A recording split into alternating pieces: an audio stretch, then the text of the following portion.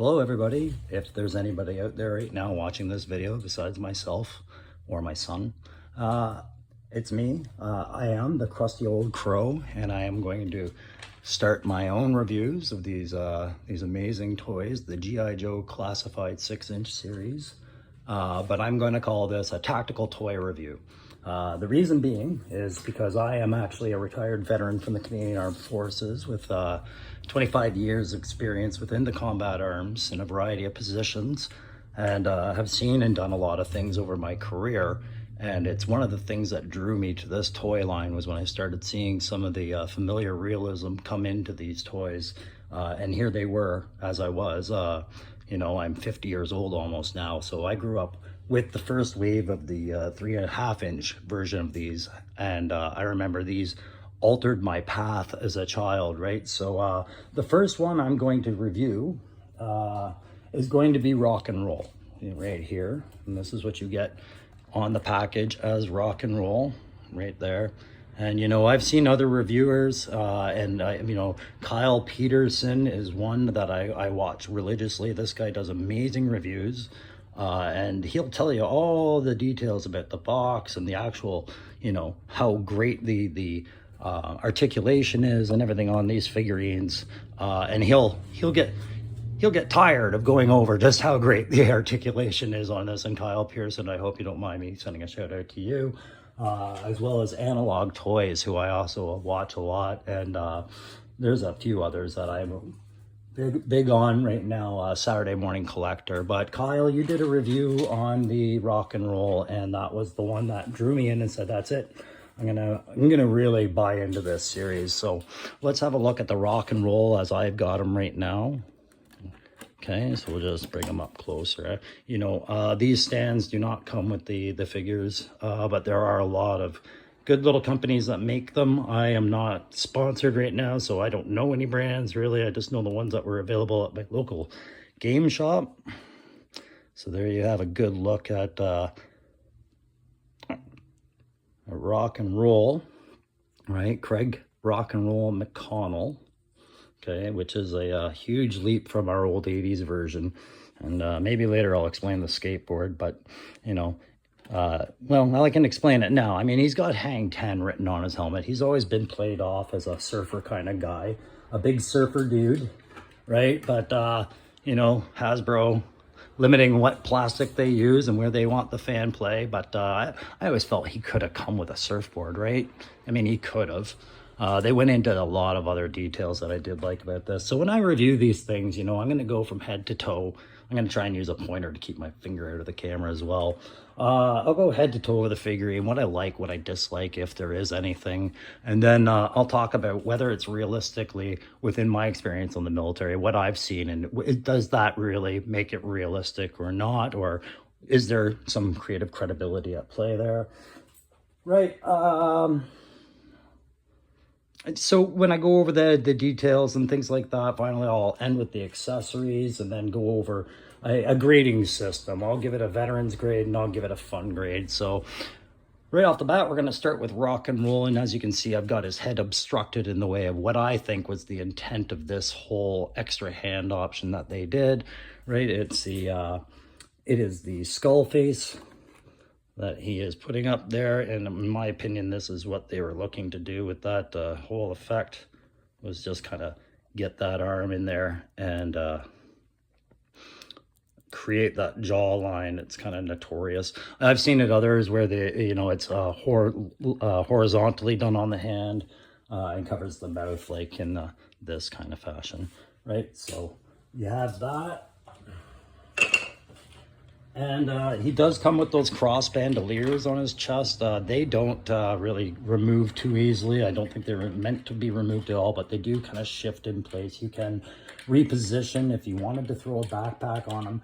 He does not come with a backpack. We'll talk about that in a bit, but let's clear up his head and have a talk about that. So his head, to me, was one of the highlights of the character. I'll show you a close-up with him, okay? So as you can see, he's got that furrowed brow. He's kind of stern looking, you know, but he's not doing much except maybe giving you that 1,000-yard stare, right? But if you pay attention to a lot of, like, besides how well grained and detailed the hair actually is, if you were to look at the, pardon me, I want to get him in front of the camera again. That would help, eh? Dummy. All right, so you have a look at the ridge in the hairline right around here, right? So right around here. This, to me, showed, yeah, two effects at one thing. One, it was to make sure that the helmet fit on his head perfectly and snugly, sure, but it created the effect of helmet hair, which is a real thing. When you let your hair grow too long and you're constantly wearing your helmet all day on hot days, you start getting helmet hair. So I love the fact that he had helmet hair. I do wish he had a more unique expression on his face. You know, nothing wrong with giving that hard stare, but considering he's a surfer dude and he is the support weapon specialist and the brawler, you know, his other hand is a fist, for God's sakes. I do wish they had put a more aggressive face on there, maybe a sneer of some sort, or a, whatchamacallit there, like a cocky look in his face, a sneer, or even a rage, like he's yelling while he's firing his gun or something like that would have been nice. So not at all unhappy with that head. That head's amazing. Again, like I said, these cross bandoliers, they shift. This is the extra bandolier that comes with the M60. It's there for play reasons, clearly. It does feed into the side of the M60 if we grab that. I believe it's an M60, guys. I'm not an American, I'm a Canadian. So it feeds in through there, right? And ejects through here, okay? And I did remember in one of the reviews, there was a discussion about, well, shouldn't there be like something that comes out here showing that the bullets are expended, right? Which we talk about disintegrating link. Modern support weapons have what's called disintegrating link. It's basically a metal link that clutches around like that. And as they go through, the two can fired off and separate. So, I mean, there are accessories that could have come with this to capture that. I think Hasbro kind of didn't see them, and they were quick little ads that they could have done. I'll talk about that later. But going over the chest, I loved the shirt. The shirt was perfect. It's one of those dry fit, aired climate shirts that we wear overseas in places like Afghanistan, Iraq, Jordan, where have you, right? Where the heat is bearing down and it's like thin material meant to wick the sweat away, keep the sun off you. Really good detail that they picked up on that and decided to throw one on one of their Joes. You know, the Joe wardrobe has improved as far as tactical sensibility and overall style, if you ask me. We won't talk about Tiger Force today, but we'll talk about these for sure. Okay, so overall happy with the shirt, the chest, the arms, you know, the equipment that he's got with him, like this bandolier. This is, I think Kyle Peterson talked about it as well. It's, you know, it doesn't make a whole lot of sense. Yeah, the cool factor, sure. It's like a 1/3, maybe 1/4 of a belt of ammo. I don't think it's really there for tactical purposes at all. I do like his leather bracelet that he comes with over here on this side. You know, the surfer dude effect again. And those tattoos on the arms, clearly amazing. You know, we get into that area there. The tattoos are another piece of discussion with a lot of guys. I've heard talking about this figurine where they say things like, well, I'm not a big tattoo fan. I don't want Rock to have there. You know, and like it was mentioned on another review, you know, they do give you an option without a tattoo on the gun hand, which I'm showing you here. This is also included. Right, an alternate firing hand for the left hand, okay, and they also include a alternate left hand for the trigger hand, right? So for those of you who wanted to have the tattoo, but for firing instead of for the whole Lemmy shocker, whatever, right? You get those. So we'll put those up there. Back to using a stick. The helmet, like I said before, another accessory that I thought was really cool here was the hang 10 on the helmet, if we can get a focus on that there. But it was the tactical sensibility of the helmet mounting system. There's mounting rails on here. He's got his MVG mount on there. You know, the separate coloration for where you know, there's foam and leather and other plastic pieces. You know, you can go over it with other products, and I'll do another one to show what I've done with some other stuff later in another video. He's even got that little extra pouch on the back, right? So that's extra cool that they threw in that detail. It's melded on there where, and the undone strap, it's so easy to just forget to put a strap on there, right? So again, great job on the helmet. We'll put that back on the chair for him. Okay, moving down to the legs and the side pouches, no problems at all here. We won't talk about what it's lacking. And I mean, the pants are fine. Articulation, you know, perfect as with always. There's a bit of stiffness in mine, but I mean, that can be worked over with just fiddling with it. I do like his accessory pouch on the side. I imagine that is his probably first aid kit where he would keep a tourniquet, some bandages and whatnot. Let's get a close up on that. Right, so this pouch here, that's what I'm imagining in there. I mean, it could be really whatever you want it to be. This radio, which does come detached, and he can hold it in his hand, is a bit of a pain to keep on the thing. If you keep reposing the figurine, it will pop off from time to time. The canteen and the butt pack do not remove, thankfully. That's good. We've got the extra ammo box. Now this does come off. You can swap and feed it into the weapon. I just reverse the belt and do that. It is a realistic weapon option with these weapons. They are belt fed ammo. You can either have someone feeding it to you in like a second loader, or you can have it in a box so that you can fire and move, and a lot more easier. So more modern weapons use the box or the drum. So you got that. He's got his service pistol in his holster there. I like the extra padding on the Bianchi or whatever type holster that is. I do like the extra leg protection on there. It just also breaks up the Mini a bit more, makes them look more accessorized. The boots. Overall, good boots. Like, they are perfectly desert combat kind of tactical, a bit more modern with they're not beat up, they're kind of new, and they look a lot of insulated extra leather protection. I'm not a big fan of this whole effect, the whole shin guard or piece with the leather lace protector or whatever they want this to be, because it's relying on a strap system, which if anybody's wearing anything and they're walking around a lot, these kind of straps would be kind of a problem if you didn't have, you know, loops to feed them through in a way to keep them secure and not worry about them. A lot of the guys I work with, when you know, I was armored, but I work with a lot of infantry, they just unbloused their pants, and that protected the laces, kept dirt out of there and whatnot, you know. And I would have liked to seen that included in at least a few of the infantry figures, the unbloused pant effect, but with the combat boots. But I think they missed an opportunity with that, but the boots they're fine. Okay, so we've talked about the ammo and all of that stuff. The accessories we ended up talking a bit sooner than I had intended. Like, again, with the M60, there was one feature I wasn't a fan of. I think they kind of missed the mark here a little bit, but maybe others can disagree. I don't know. Feel free to do so in the comments. Be the first person to ever comment on this. It's the bipod. Yeah, the bipod looks really well. It's good detail. Like, it is, you know, separately a great piece. It folds up well. It does allow the weapon to be posed in the variety of positions it's intended, but there is one, and it's one position I'm not a fan of, but it is the when they crouch or they're holding and they're firing while standing with this weapon. You know, there is a variant Canada uses a support weapon similar to this called the C6. Our bipods, they sit like this rather than like that until you uncollapse them. Then they fold out, and they can shift side to side, and it allows them to almost be used as an extra handle, which would make more sense if you wanted to pose, say, rock and roll, firing this weapon from the hip, which is never really a great tactical idea, I don't think, in my opinion.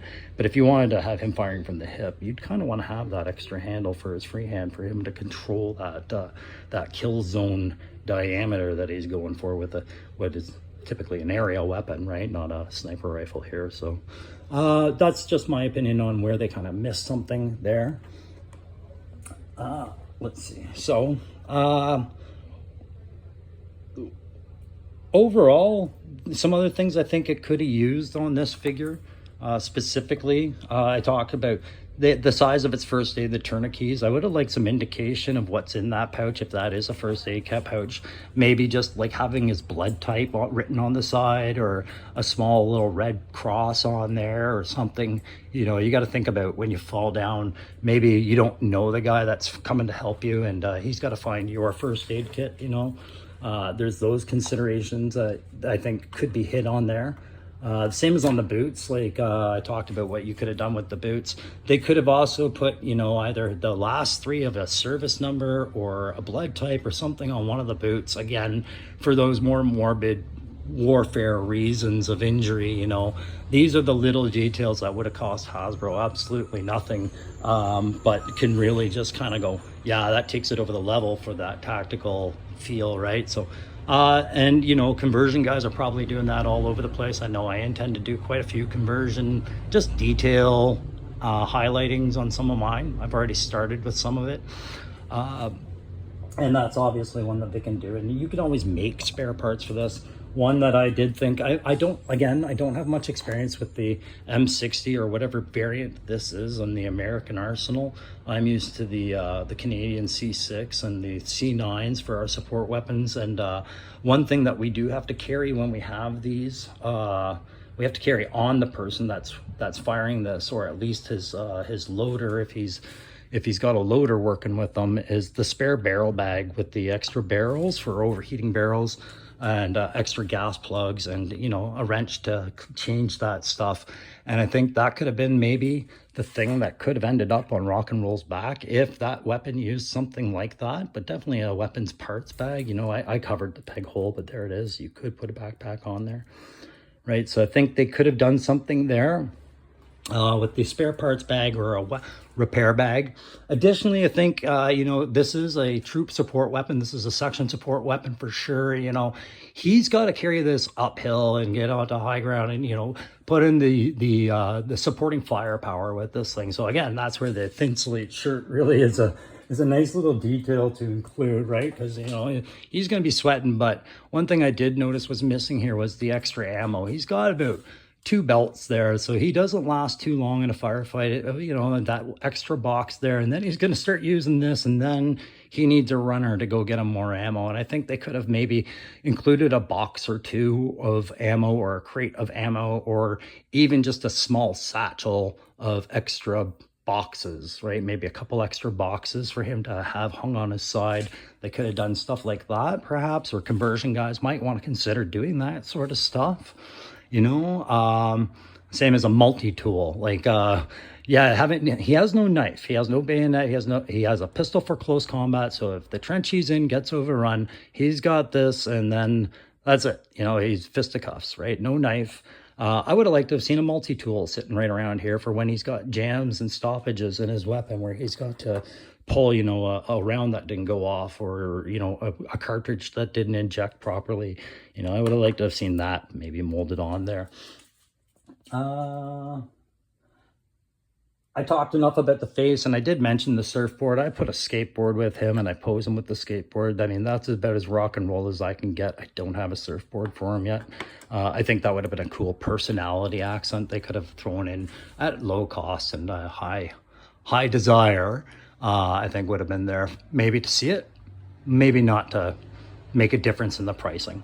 But another thing I would have liked to have seen, maybe right down for beside his feet, would be a little mound of brass, ejected brass, and some of those disintegrating links I talked about, right? Maybe even an ejected mag for his pistol or something that he shows that he's been standing here firing for a while. I think that would have been a cool little detail, and definitely, you know, you can make a stand that has that. You can make a mound to move around or whatever, and I probably will tackle that at some point. It's not high on the priority, but I think that's a nice little should have on this. So as far as grading this guy goes, for a overall fun grade, I'm giving this thing an A+, absolute A+. All the posability, the little play features they've given, the fact that pretty much everything that's on him but that you can't really take off is movable to help make that full range of motion available, and therefore the range of posability, including the extra hands, including the weapons. You know, you got the two main weapons, his M60 and his pistol. He's got the two options in the hands, and then again that helmet, we'll just slide that on there so we can get a look at him with that. Like, that fits snug as a glove. And I think, again, that's thanks to that helmet hair effect that they did for him, because you don't see his hair under there, right? So it could have been easily smooth, but no, they put a wave in there. All right, so there's rock and roll done. So again, the playability factor, the fun factor, oops, I'll give that an A+. And as far as the tactical factor, which is what I'm trying to bring to this conversation a little bit, with my last 25 years of experiences, I'm going to give it a B+. Do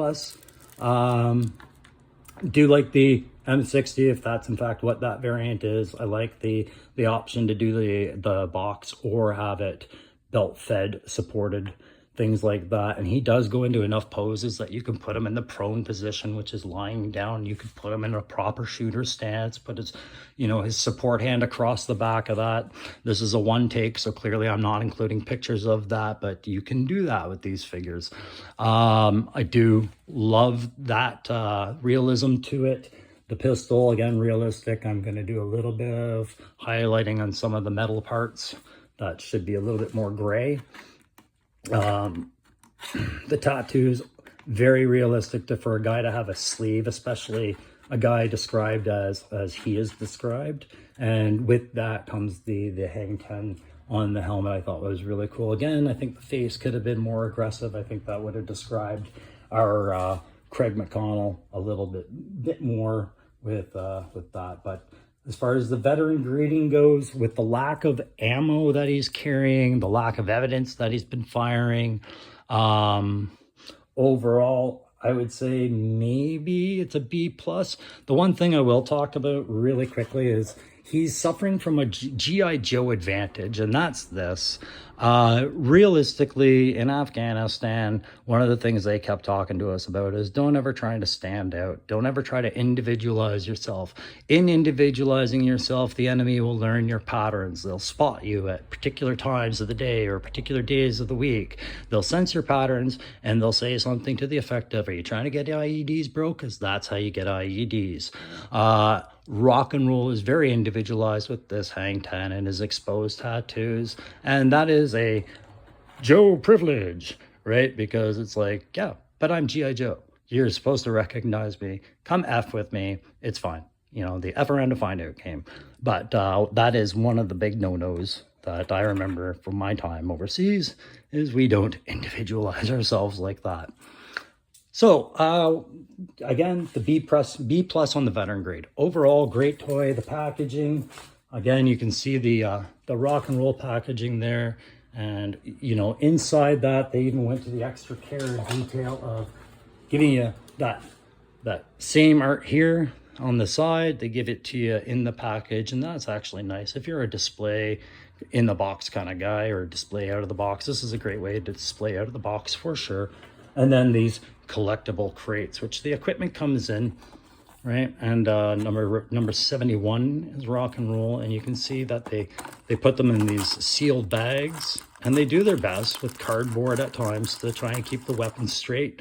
But any weapon that you find that isn't straight, despite the cardboard, because it has happened to me, you can just fix with boiling water 10 seconds and then cold water 10 seconds and you're done. So nothing to complain about there with warped weapons at all. Yeah, so that's it for rock and roll, guys. Like I said, this was my first video. A little bit of talking nerves going on there, and trying really hard not to swear. If anybody out there is a veteran, you know that is very difficult to do. You know, but I am into my retirement, trying to clean up my act a little bit and figure out a way to pass my time, and this was one of them. So I do plan on doing some more reviews. I will tackle the other characters I have collection, and then I'm probably going to stop because I'm not sponsored by anybody at all. And so I'm just relying on the ones that I've bought. And I have gone down a rabbit hole and bought a fair amount.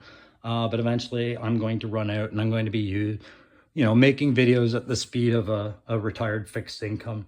But some videos that I do want to send shout out to. So there's the Saturday morning toy collector. This guy does another really solid job on giving you the reviews of the characters as they come out, right? So he keeps you current, and he talks about all the stuff about what's coming up for pre-order, what HasLabs are doing, and all these guys. Kyle Peterson. Again, I can't say enough about his reviews. I really enjoy him, and you clearly can see that he loves what he's doing, and he loves talking to you, the audience member. And I'm hoping that one day, after I get a few of these down, I'm a little bit more comfortable like these guys are to do the same. And yeah, these are one takes because I am not effing around with learning how to do video equipment right now. Could always get my 12-year-old son to teach me, but that's a pride thing. So one take reviews is how I do these for now, but eventually, yeah, I'll probably step in front of the camera and show you what the crusty old crow looks like, right? So, but yeah, so I mentioned Saturday morning cartoons. I mentioned Kyle Peterson. And then there's Analog Toys, another former service member who's been, to the sandbox and back, and he's got the stories. I'd love to talk to him one day for sure. He's like me. He spots those tactical possibilities on these figures. He also talks a lot about the Valorverse and the Action Force line. I believe he's Australian. And, like a big, huge shout out to him and everything I've seen on his videos. So last time, guys, once again, rock and roll.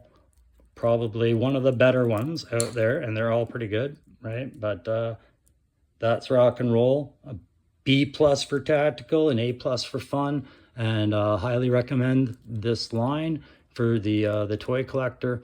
And the guys that I mentioned, I definitely suggest you go check out their channels and definitely see what they put out there for the reviews.